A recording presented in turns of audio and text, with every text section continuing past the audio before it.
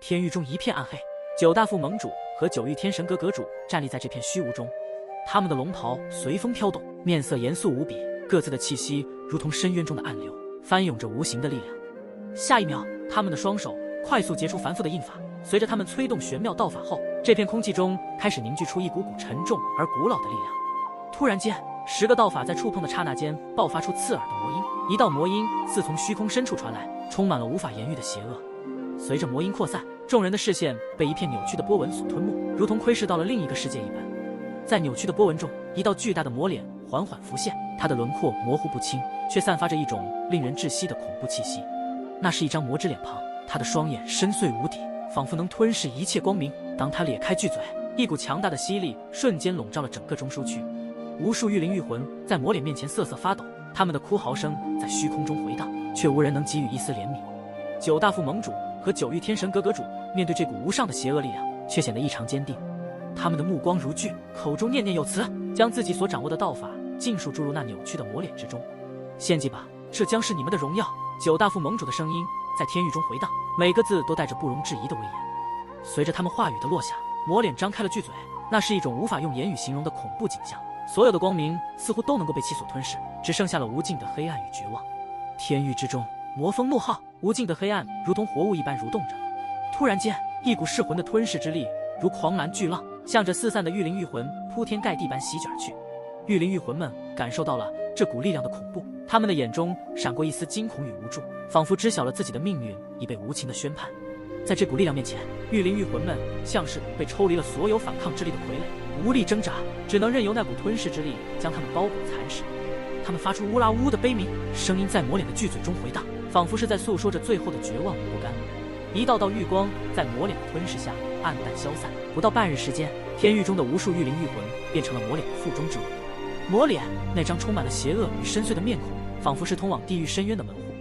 他的巨嘴张开，每一次吞噬都伴随着一阵令人心悸的能量波动，而此刻他的力量正随着每一次吞噬而壮大，那吞噬之力竟让整个天域都为之震动。九大副盟主和九域天神阁阁主的目光紧紧注视着这一切，他们的脸上波澜不惊，但那微微紧抿的嘴角透露出一丝难以察觉的期待。他们知晓，随着每一个御灵御魂的消失，那道魔脸的力量便愈加庞大。七副盟主沉声道：“希望这位魔神大人能够借助这些御灵御魂的力量，其实力能够恢复到他的巅峰时期。”他的话语中蕴含着一种难以言喻的虔诚与期待，仿佛他们就是这场给魔神大人献祭的见证者。随着最后一缕玉光的消散，整个天域又陷入了死一般的寂静。魔脸的吞噬之力伴随着满足的诡异之声，如同潮水般退去，只留下了一片荒芜。九大副盟主和阁主依旧屹立于原地，似乎正等待着魔神大人的彻底觉醒。前不久，丹神塔的那位塔主正在闭关冲击造化之境，如果一旦成功，那么就可以达到与盟主大人一样的高度，到时候又会成为神奇联盟统一诸神万界的一个绊脚石。所以盟主大人为了能够彻底的统一万界的野心，直接搬出了魔神大人作为最后的底牌。只要有这一张牌，即便丹神塔之主登临造化之境又如何？况且他也不一定能够赢得了盟主大人，毕竟盟主大人可以拥有3道之法的恐怖存在。其父盟主喃喃说道：“没错，盟主大人拥有3道之法，并且还能够做到3道合一的实力。即便是丹神塔那老东西也同为造化主神，仅凭他那一个单道，又如何是盟主大人的对手？”站在其父盟主旁边的艾迦副盟主附和道：“他的实力在9位副盟主之中也是仅次于前者的存在。”其实盟主大人将魔神大人作为最后的底牌，那是为神元宫的那位元尊做准备的。毕竟盟主大人对忌惮的就是他，才数万年之久，他就能够从第2等级世界飞升第1等级世界，并且当年以1人之力挑战了我们整个神奇联盟，即便我们全力出手，都无法将其阻拦。他的实力可想而知。原来神奇联盟不惜一切的资源，也要让那位魔神大人彻彻底底的恢复到巅峰实力，为的就是来抗衡元尊做准备的。几位副盟主大人，想必我们也太高看那位元尊了。其实他的实力修为也就大到极限，盟主大人一出手，便是能够以造化神力分解对方的大道神力，简直就是轻而易举。九域天神阁阁主一脸自信的样子，仿佛他还不知道元尊的真正实力。奥森阁主，你可不要小看神元宫的那位元尊，他能够在最短的时间内创立神元宫，成为超神巨擘势力，并且当时盟主大人的实力还在大到极限的时候和我讲起过，元尊似乎刻意隐藏了实力，虽然不知道他为何要隐藏自己的实力，谁也不知道其中的原因。其父盟主的声音开始变得低沉下来。什么？他可以隐藏了实力？一听到其父盟主这样一说，奥森阁主的脸上立马浮现出一丝惊骇之色。显然他对于元尊的了解是最少的。我从未听说过他竟然还隐藏了实力。那么如果真是这样，元尊的真正实力究竟达到什么领域境界了？盟主大人这一次为了自己顺利统一诸神万界的野心，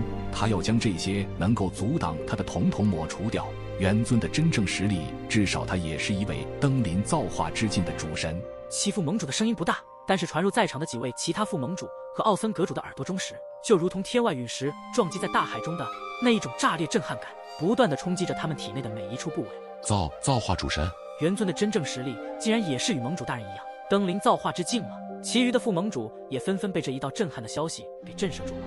望着几位副盟主和奥森阁主的骇然之色，其副盟主接下来的话更是震惊了他们。元尊的真正实力虽然与盟主大人一样皆为造化主神，但前者的实力比起盟主大人更强大，甚至已经至少达到了造化后期以上的恐怖存在。什么？至少造化后期主神以上的实力？其他几位副盟主和奥森阁主的身躯都听得微微一颤，就仿佛听到了让他们只能震惊失色的事件一般，久久不能恢复过来。造化后期主神，这是真的吗？此刻，就连秦墨副盟主都带着半信半疑的语气开口道。秦墨副盟主乃是9位副盟主排名第3的存在，虽然他们皆为副盟主，但盟主大人的一些事情都会直接联系其副盟主，才导致了其余的副盟主根本不知道元尊的真正实力竟然达到了造化后期主神，并且他们虽然还只是半道神的实力，但是他们明白越往后的实力修为提升，那是极其的艰难困难，甚至一生都无法再存进一步。大道主神亦是如此，更不要说是登临造化之境的主神了。他们的盟主大人闭关万年时间，对3道合一的领悟，才成功突破登临造化之境。没想到那从下等级世界来的元尊，在这么短的时间内，竟然成为了造化后期主神的存在。如果换作是其他神器，或许是天方夜谭，但对于这位神界大传奇的元尊来说，那么就不是天方夜谭了。他是什么时候突破到造化主神的？一直以来，我们都以为元尊的实力也就大道之境。在其副盟主口中得知了元尊的真正实力后，几位副盟主的震撼之色还未消散，还在持续。按照盟主大人的分析，应该是在那个时候。你们是否还记得那一次的神藏降临时，我们都进去过其中，而元尊也进去了。不知道他在里面得到了除大道机缘之外，是否还获得了什么连我们都不知道的东西，不然也不会在一次神藏之后，竟然能让他连连突破到造化主神的领域。当时进入神藏时，他还只是一位9重天位神的实力，后来随着神藏的结束，竟然一举突破，领悟到了完整的大道，迈入了大道之境，并且还创立了神元宫。从此神元宫的底蕴和名声响彻了整个诸神万界。神藏如果真是这样，在那神藏之中应该还有我们都未曾知道的东西。看来他真的不仅获得了大道机缘，还获得了登临造化之境的东西。艾家副盟主紧紧地捏紧自己的拳头，仿佛这一切都讲得通了。当年元尊给他们9大副盟主的耻辱，他可是一刻都不会忘记。据盟主大人从神明那里得来的消息，神藏在不久后会再次降临诸神万界中。这一次盟主大人会亲自进入神藏，一探究竟，在那个里面究竟还隐藏了什么不为人知的东西存在，能够让元尊连连突破登临造化之境。不久后，神藏竟然再次降临万界，这一次我们也要在其中获得大道机缘，甚至还要获得与元尊一样的东西，登临造化之境。这时，其余的8位副盟主以及奥森阁主的脸上带着势在必得的神色，似乎这一次他们一定要夺得里面的任何机缘。特别是刚刚那位艾家副盟主，他暗自道：元尊，只要让我得到了其中那不为人知的东西，我也能够成为登临大道和造化。届时，我要将曾经的耻辱100倍1000倍的还给你。当然，这可不仅仅只是他，所有的副盟主以及奥森阁主都是对元尊恨之入骨。当年他们全体出动，都无法阻止元尊一人，后来又一人对抗整个神奇联盟，这对于有野心的神奇联盟高层人物来说，就是巨大的耻辱。之前一直隐忍，是因为盟主大人在闭关，这一次盟主大人已经出关，实力更是突破造化主神，并且还有天域中这位最大的底牌。即便元尊的实力是造化后期主神，在恢复巅峰实力的魔神大人，那可是拥有着造化巅峰领域的恐怖实力，碾压元尊就如同碾压一只蝼蚁。造化巅峰乃是造化之境中的一个分水岭小境界，造化巅峰之下都视为不堪一击的蝼蚁。所以这也就是为何神奇联盟会花一切的资源，在短时间内恢复魔神大人的实力。不过在神藏降临之前，盟主大人会将神元宫和丹神塔这2大超神巨擘势力从万界神州中除名。接下来我们只要等待着魔神大人的彻底恢复实力后，盟主大人就会率领神奇联盟的庞大底蕴，攻打那2道超神巨擘势力，完成诸神万界的彻底统一。齐副盟主一脸自信，仿佛他们已经做好了充足的准备，一切就等盟主一声令下。